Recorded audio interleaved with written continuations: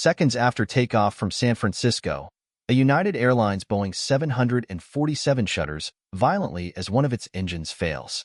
The intense vibrations frighten the passengers, and they are so strong that the pilots have difficulty reading the instruments.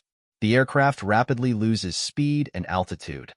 The pilots struggle desperately with the controls as the plane deviates off course and heads straight for a mountain. Petrified residents below the flight path call the airport, fearing a plane will crash into their neighborhood. Will the pilots be able to rescue their downed plane before time runs out? More than 300 lives are on the line. This is the story about United Airlines Flight 863. 288 passengers and 19 crew members boarded United Airlines Flight 863 at San Francisco International Airport. They were on their way to Sydney, Australia, which would take about 15 hours. The overnight flight meant most passengers were settling in and hoping to sleep.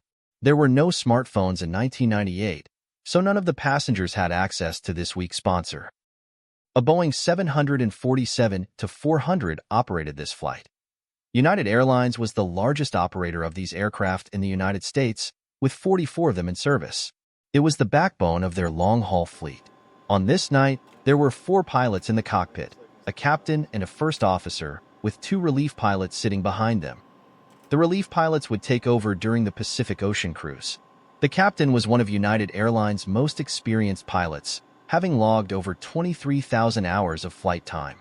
However, he had only flown the 747-400 for 900 hours. The first officer was an experienced pilot with nearly 10,000 hours of flight time. He spent more time on the 747 than the captain, with 2,500 hours on the plane. That night, just after 10:30, the massive aircraft pushed back from the gate in San Francisco.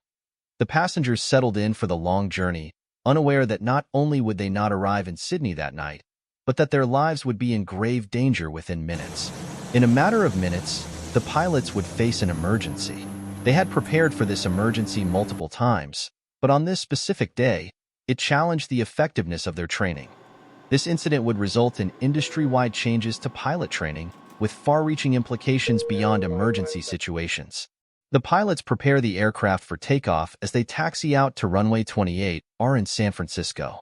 The plane was heavy, with nearly full passenger loads and tanks containing over 170 tons of fuel for the long journey across the Pacific.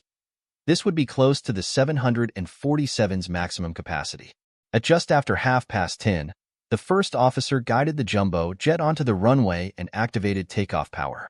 The plane thunders down the runway, and when it reaches takeoff speed, the first officer pulls it into the air. Within seconds, the aircraft shook with loud pumping sounds. The vibrations were so intense that the pilots couldn't read their instruments. The first officer assumed a tire had failed, but the captain noticed that the exhaust gas temperature for engine number 3, the inboard engine on the right side, had risen above normal levels. The temperature had reached 750 degrees Celsius, which was dangerously high. The captain quickly returned the throttle to engine 3's idle position. Within seconds, the temperature returned to normal and the vibrations ceased. But the pilots had a new problem. Their engine power dropped to 3/4 of its usual level, making them as heavy as possible.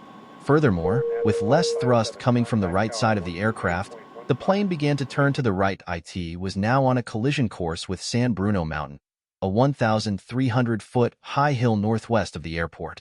But the pilots were still unaware of this. The captain was busy shutting down the engine and responding to all of the warnings that had come up. He instructed the 2 relief pilots to complete the engine shutdown checklist. The first officer reported that the aircraft was sluggish and slow to respond to his control inputs. He began holding the control column to the left, attempting to correct the right-hand turn that the plane had now entered. However, this action went completely against the training he had received on dealing with an engine failure.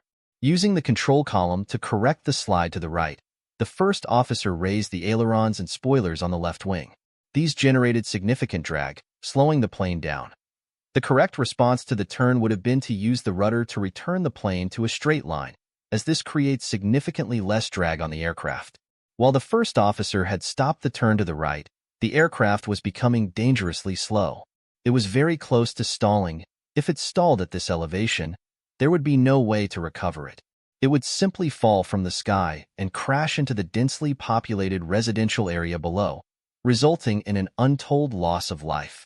Suddenly, the relief pilots noticed that the plane's airspeed had significantly decreased. Both shouted airspeed, alerting the first officer to his low speed, which had dropped by 40 knots. Then, they activated the stick shaker, violently shaking both pilots' control columns. This indicated to the crew that the aircraft was about to stall. The captain's focus shifted back to flying the aircraft. He took over from the first officer, lowering the aircraft's nose to avoid a stall. But then, another terrifying alarm rang. Ground proximity warning alarm. It warned the pilots that they were about to hit the mountain ahead.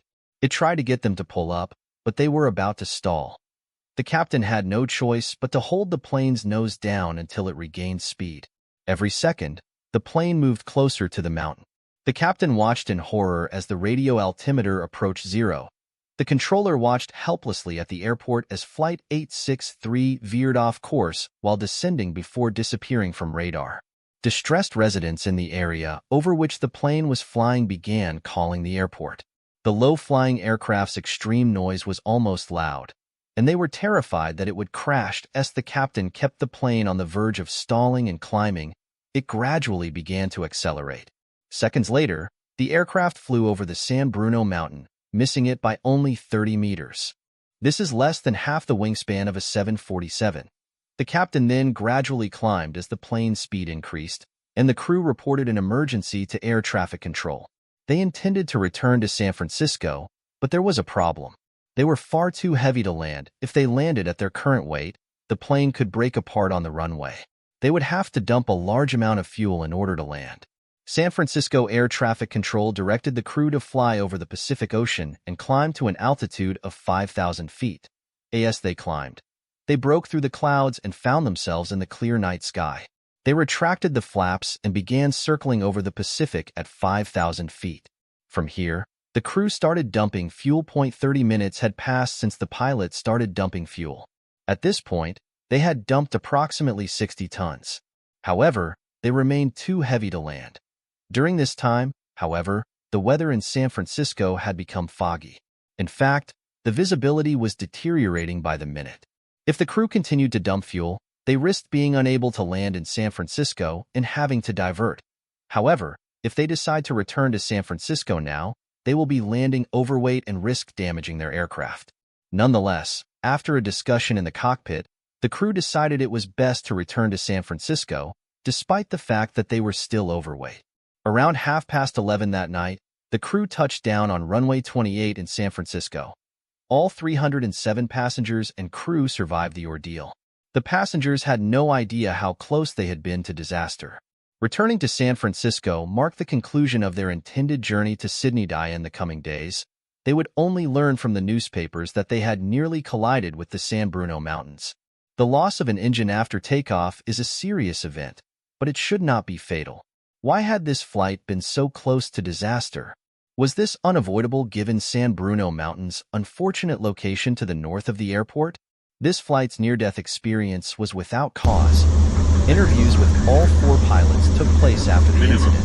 The first officer stated that when the engine failed, he responded to the loss of thrust by pulling back in his control column. Despite not following his training, this instinctive response kept the aircraft on a climb. In an aircraft, maintaining airspeed above stall speed is always a priority. The first officer reduced the aircraft's speed by pulling back on his control column. Additionally, he intensified the airspeed problem by employing the ailerons instead of the rudder to counterbalance the asymmetric thrust resulting from the engine failure. This further slowed the aircraft's speed. If the relief pilots had not noticed that the airspeed was falling dangerously low, the speed would have dropped even further, and the outcome of this flight would not have been as fortunate. But why did the first officer make such simple mistakes? Maintaining airspeed at all costs and using the rudder to trim the aircraft in an asymmetric thrust condition were procedures he learned early in his flying career, and he would have practiced them in the simulator numerous times since becoming licensed to fly the 747. As it turns out, measuring the first officer's experience on the 747 solely based on the hours he had spent flying could lead to deception. Despite having 2,500 hours of experience in this aircraft, He had only performed one takeoff and landing in the year preceding this incident. As a result, he was woefully out of practice flying the aircraft manually. This meant that when the engine failed after takeoff, he was unable to use basic manual flying skills to keep the aircraft within safe limits. The first officer wasn't the only flight crew member playing below par that night.